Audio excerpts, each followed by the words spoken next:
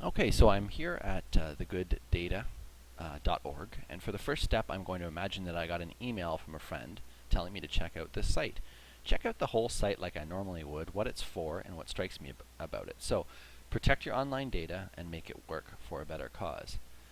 Gives you back control of your valuable browsing data and lets you do some good with it. So I'm guessing there's, I'm not sure if this is a cloud type of storage thing, but I imagine it has some um, charitable component too, which is sort of interesting.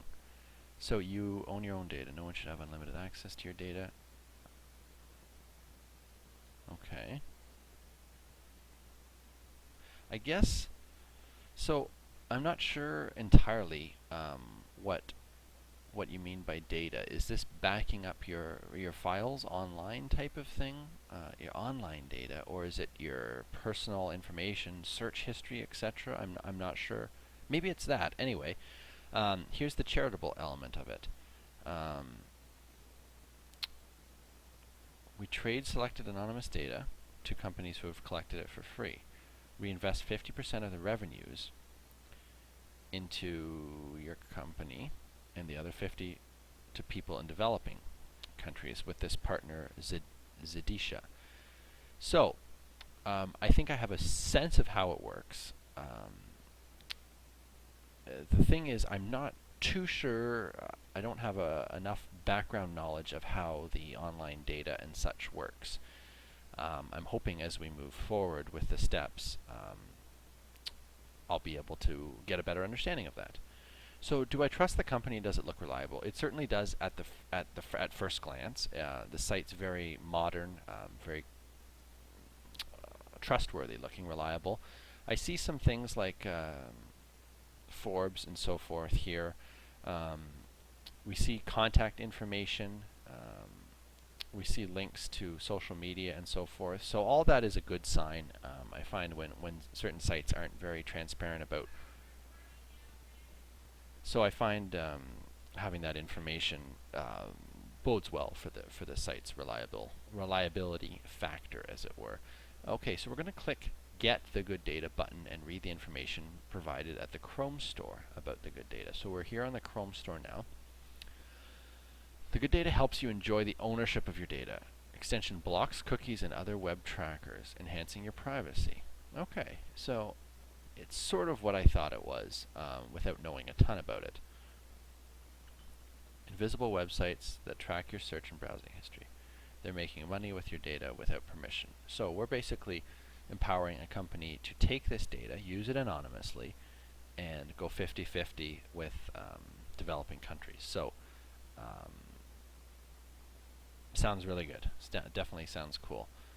Is the information relevant and reassuring, or has it raised more concerns? It's actually done the opposite of concerns. It's reassured me more, given me more information and a better feeling about it. So download the extension. I'm going to click free. I believe that's how we download. Add. So we're going to add this extension here.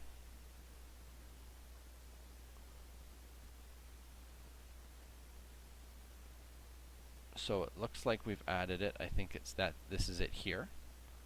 Did I complete the task successfully? Let me just click it to make sure it's turned on and stuff. No, it's here. It's all good. Okay, so I'm going to close it.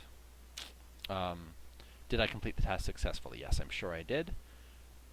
Once I've installed the extension, an icon will appear at the top right of the browser. Yes, I saw that.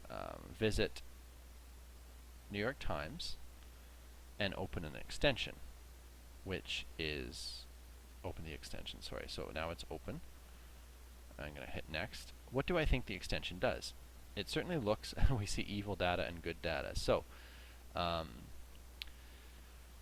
what it's doing here is checking to see if this is one of the New York Times is one of these sites that collects my data without my knowledge or without my consent.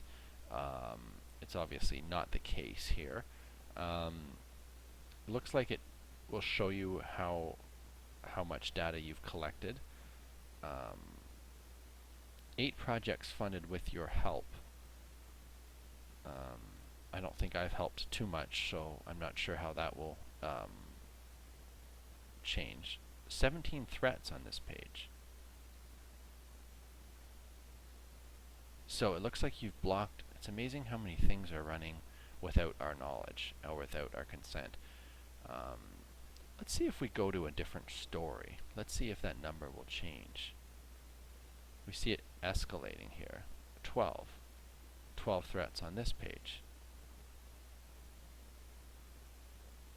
So it's crazy how much stuff is going on back here without our knowledge. What does the extension do? Is it useful? Do I like it? It basically analyzes the evil data, as it were. It takes your information, as I've said in the past, or a moment ago, and it uses it 50-50 with this charitable site. Do I like it? I think I like the idea of it.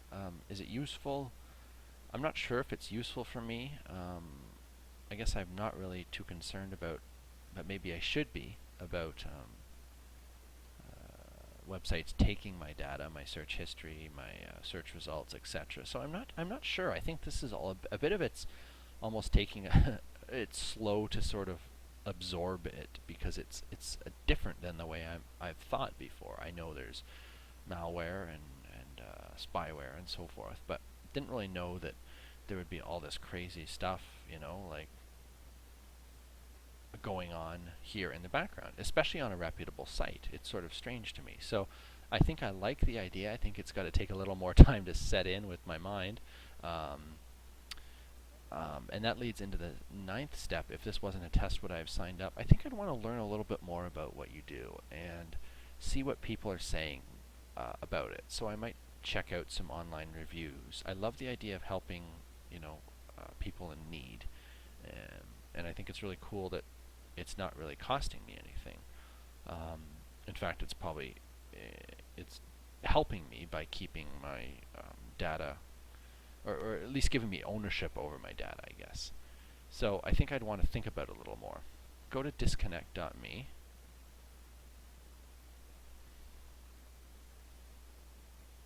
So I'm guessing this is a similar site, competitor site. 3 million people who use open source software to protect identities and sensitive information. This one doesn't appear to have the... this is like safe browsing. I've heard about this. VPN filters and all that stuff. I've come across that, especially on sites that are like music torrent and movie torrent downloads and so forth. You can explore that type of thing. So this seems valuable as well. I think I like the first site, TheGoodData, just because of the charitable element. I think it's using this tech sort of side of things for good, which is really admirable. So that's what I'm leaning toward at the moment anyway. I'm going to move forward to the written questions now. Thank you.